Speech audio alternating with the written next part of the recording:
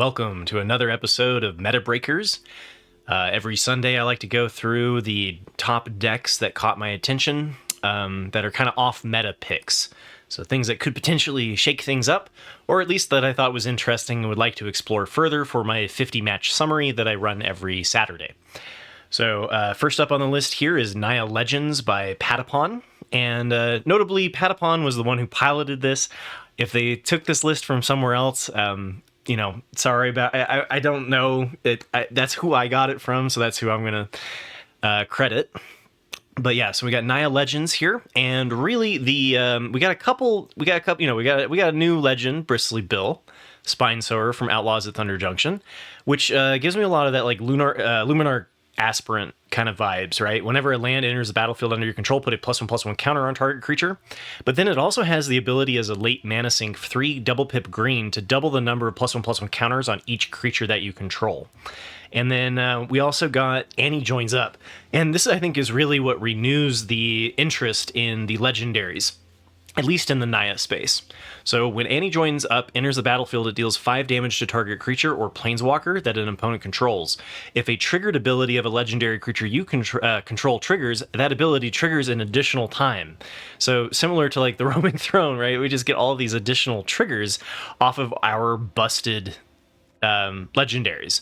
And there's lots to choose from, right? So we've got Kellen, Daring Traveler, Inti, Cynical of the Sun, Hajar, Loyal Bodyguard, that can sacrifice and give all your legendary creatures +1/+0 and indestructible until end of turn. We've got Ruby, Daring Tracker, Malaria, the Living Cure. Adeline is a classic one. They included 4 copies of Animist's Might, which is a new one that we got at Outlaws of Thunder Junction. The spell costs 2 less to cast if it targets a legendary creature you control, so only 1 green. Sorcery speed. Target creature you control deals damage equal to twice its power to target creature or planeswalker you don't control. So that's pretty good. We hit something for 6 for 1, right? It's almost got like a Witchstalker's Frenzy vibe, but it is at sorcery speed.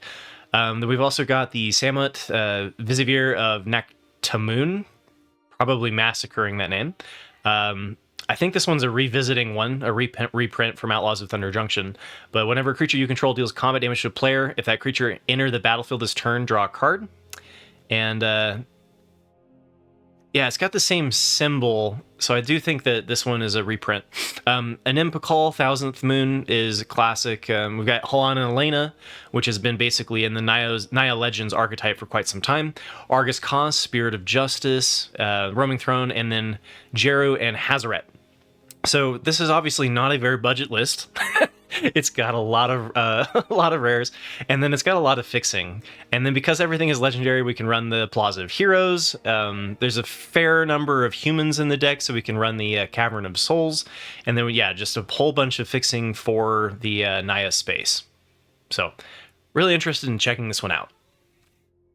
Oh, and I forgot to mention this one was... the reason why it caught my attention was that it went 81 and 44 in Mythic for a win rate of 65%. So it might be worth all of the rares. Next up on the list is Dino Ramp by Finnerate, and this one went 30 and 20 for 60%. And I thought it was excuse me.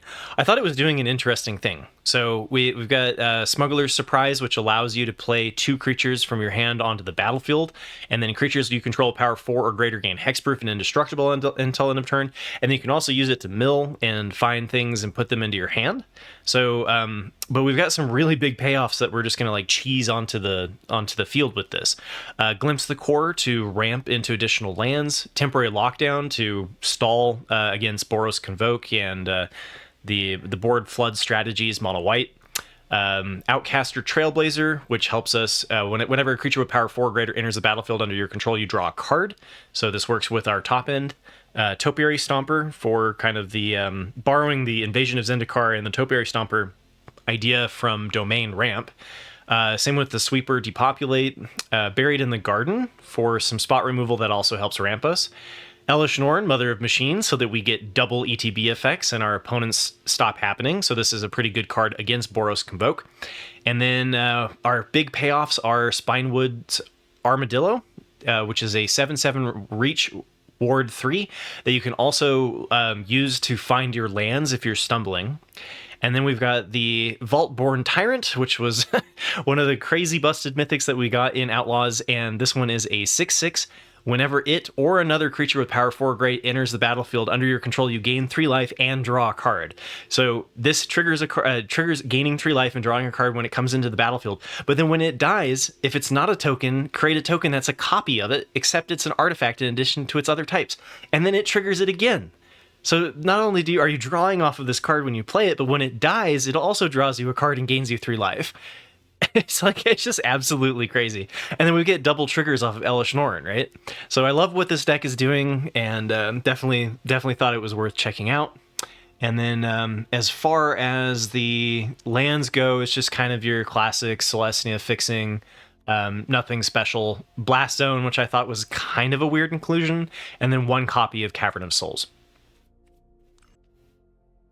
My third meta breaker was the 4-color Reanimator infinite damage combo that I showcased last week. I do think that, it's an archetype that I want to check out, so I hope that it wins the vote here on YouTube.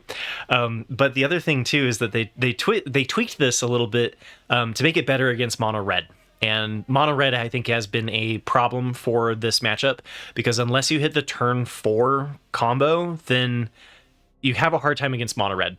And so what they decided to do was bring in 2 more copies of the Philology Archaeologist to kind of help gum up the board, as well as continuing to mill to enable our combo. And then they ditched the 2 copies of the Ledger Shredder, and they ditched the 4 copies of Chart a Course, and they brought in 4 copies of Knockout Blow. And Knockout Blow is a pretty good card against Boros Convoke and against mono red. There are going to be more control matchups as time goes on, and so we'll see if this is actually worth bringing in. Because if you don't come up against Boros and you don't come up against mono red, then this is kind of a sad card to have in your main. But I like the idea of trying to improve the win rate against mono red. So if you aren't familiar with this deck by now, then I saw it first on MTG Creative Combos, and it's a 3-card combo centered around the Hulking Metamorph being able to copy an artifact or creature that you control. You make Rakdos Joins Up into a 1/1 off of Abuelo's Awakening. So for 4, you bring back Rakdos Joins Up. It turns into a 1/1. You then use Hulking Metamorph, because this, when it enters the battlefield, return target creature card from your graveyard. So Metamorph has to be in your graveyard, but you return it from the graveyard to the battlefield. You then copy Rakdos Joins Up. Because of the legendary rule, this goes back to the graveyard, but it has the ETB of returning something to the graveyard. And so you can loop through this, and every time that you do, you deal 18 damage to your opponent, I think. Yeah. And so you just go back and forth, because they both have this whenever a legendary creature you control dies clause. This triggers itself as well, because it has the same clause. And so yeah, it's 18 damage because it gets the +1/+1 because it's a legendary creature. Or it gets the +1/+1 from being returned from the graveyard. I apologize. So yeah, very interesting combo. Pretty easy to disrupt, but at the time right now, it's still early enough that not everybody has bumped into this yet, and I'm definitely wanting to check it out. So. And this list specifically went 78 and 45 for a 63% win rate in Mythic. Fourth up on the list for my meta breakers of week 1. I can't decide to call it week 1 or week 2, honestly, because the first week it wasn't a full week. So I'm going with this as week 1. It's the end of week 1. Monday will be the beginning of week 2. Somewhere it's gotta change like that, right? So anyway, so the fourth one here is Golgari Midrange, and we've seen this around for a while, and they didn't really bring anything new from the Outlaws of Thunder Junction or anything like that, but I was curious about how it plays in Best of 1, and the problem with Golgari in general in the Best of 3 scene is Domain. And so it really struggles a little bit against the more controlling matchups. And so depending on how the meta is as we go into week 2, if you're coming up against a lot of Boros Convoke and a lot of mono red, this deck does quite well against those matchups. So I'm curious to see how it does in the best of one ladder, and it's been a while since I actually played the Golgari mid-range deck outside of best of three, so I wanted to give it a shot. But we do see some changes that Hero decided to make, and they were able to successfully pilot this 67 and 42 for a 61% win rate. And if we compare this one to week 6 of Murders at Karlov Manor during my meta review, they've decided to ditch the 4 copies of the Deep Cavern Bat, 1 copy of the Mosswood Dread Knight, 1 copy of the Glissa Sunslayer, brought in 2 Graveyard Trespassers, which the life gain can be relevant, and then gives you a little bit of graveyard hate against the Temur Control deck, or the Temur World Souls Rage deck. And gives you a little graveyard hate. And then we've got Preacher of Schism up to 4 copies, dropped 2 copies of the Sentinel of the Nameless City, as well as 1 copy of Shieldred the Apocalypse, brought in 1 copy of Aklazot's Deepest Betrayal, which I like against mono red. I don't like as much against the Boros Convoke, because I think it's a little bit too slow. But it's still probably good in best of 1. And then as far as the removal goes, they've decided to ditch the 2 Shieldred's Edicts, which is good against planeswalkers specifically. If you like right now, there's not a whole lot of Azorius control. There was a whole bunch at the beginning of Murders at Karlov Manor.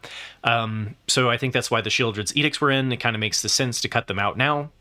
We've got 1 additional copy of Cutdown, 2 copies of Duress in the main. Again, I think there's enough going on in the meta that you're not going to bump into where this is just a completely dead card. Boros Convoke is kind of thin, but you've got the ability to hit like Gleeful Demolition, War Leader's Call, Case of the Gateway Express. And mono white, like I mentioned, is really well positioned because of the Boros Convoke and the mono red. And I did check it out. I did try it out, and I it's a classic counter as long as you're not bumping into a whole bunch of control and board wipes. But I digress. That's really the only one in best of 1 that is running like 100% creature spell list. So bringing in the 2 copies of that, bringing in 2 copies of Long Goodbye, and bringing in 1 copy of Deadly Cover-Up, and bringing in 1 more copy of Liliana of the Veil, and ditching the 2 copies of Nissa Ascended Animist. And then as far as the lands go, we've ditched the Llanowar Waste, the 2 copies of Mishra's Foundry, Swamp, and we brought in the Underground Mortuary, which was the Surveil land from Murders at Karlov Manor, and brought in 2 copies of Cavern of Souls, which I'm curious to see how well this works. I imagine you pick Phyrexian as the creature type, but I guess it kind of depends on what's in your hand. And then 1 copy of Field of Ruins, so bringing up the land count to 25 from 24. And we have some sideboard here of things that they were probably considering, like the Deep Cavern Bat. It's best of 1, so there's not really a sideboard reasoning, but interesting list there by Hero. And I kind of want to see how it goes. All right, and for the last one, number 5 for my meta breakers is Boros Tokens. And a lot of people call Boros Convoke Boros Tokens, and this is a proper Boros Tokens deck. So this one was piloted by Momo Peko for 39 and 20 for a total of 60 for a total win rate of 66%. And it's going in a weird place, man. I like it a lot. So we've got 4 copies of Crawling Chorus, which is a 1/1 that is a toxic, so it deals toxic damage to your opponent. And there's a sub like one of the win conditions of this deck is toxic damage. So we've got the White Sun's Twilight, which you gain X life, create X 1/1 mites, and then if X is 5 or more, you destroy all other creatures than the mites that you made. So a lot of times this leads to a toxic victory. We've got Song of Totentons, which I think was all the way back for with Wilds of Eldraine. And you get X 1/1 rat creatures that can't block, and your creatures gain haste. So more of these just 1/1s. Case of the Gateway Express to deal X damage, where X is the number of creatures that you have, or I should say all the creatures deal 1 damage is more technically accurate. And then it gives all of your creatures +1/+0 after it solves. And to solve, you have to attack with 3 creatures. Skrell's Hive and Wedding Announcement, both creating 1/1s every turn.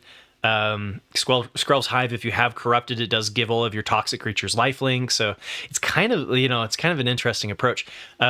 Imidane's Recruiter for pumping up the board, giving everything +1/+0 in haste, like we see in Boros Tokens, or in Boros Convoke.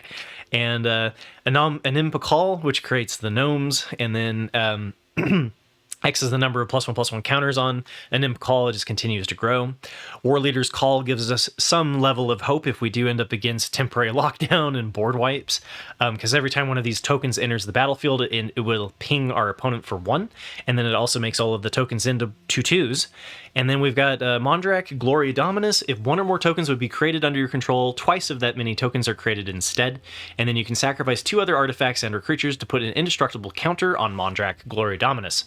So we've got 4 copies of this for the top end, and then this just makes the tokens go out of hand.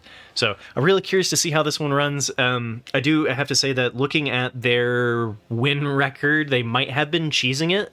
And for those who don't know, you can purposely lose or do poorly for like 50 to 100 matches, and then the next thing that you play, your MMR is going to be tanked. And so looking at it, they had I think they threw about 50 games and then did really well with this. So this 66% may be overly inflated, but I think it's worth checking out, and I like where it's going, at least in theory.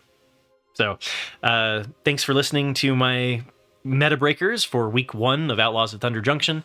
If you like this sort of thing, remember to hit like and subscribe. I try to make daily Magic the Gathering YouTube videos that range from being good at draft to what the best of 1 and best of 3 meta is doing in standard, to just some of my own gameplay. And I have a Discord community, and I run a weekly tournament, or a monthly tournament in draft that has cash prizes. And so if you're looking for a Magic the Gathering community and you want to bounce some ideas off, hit me up on Discord. And thanks for watching to the end of the video. I hope you all have a wonderful Sunday, and I'll see you later.